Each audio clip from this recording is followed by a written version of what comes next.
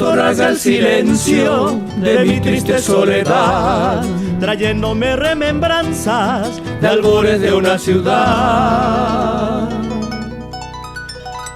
Ella se yergue imponente en el centro del Guairá, después de pasar triunfante su nombre de eternidad.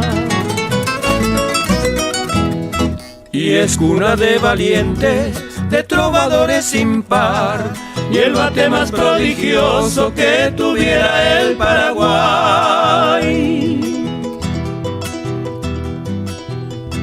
Villarrica,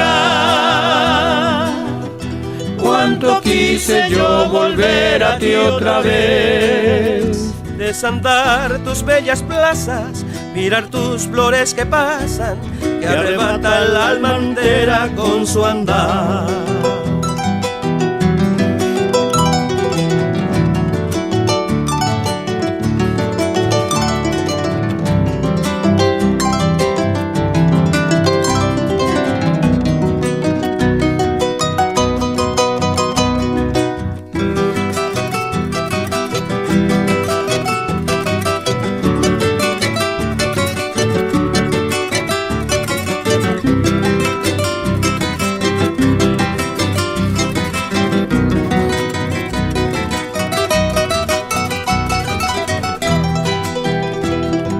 No sé mi ciudad guaireña si añoro en tus carú, contemplar con dicha plena tu cerro Etiruzú.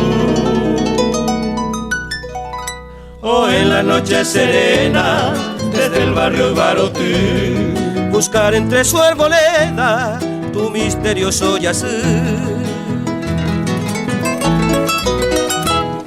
Tal vez será el sortilegio de tu claro Guapetá que me arrastra el pensamiento hasta ti, hermosa ciudad.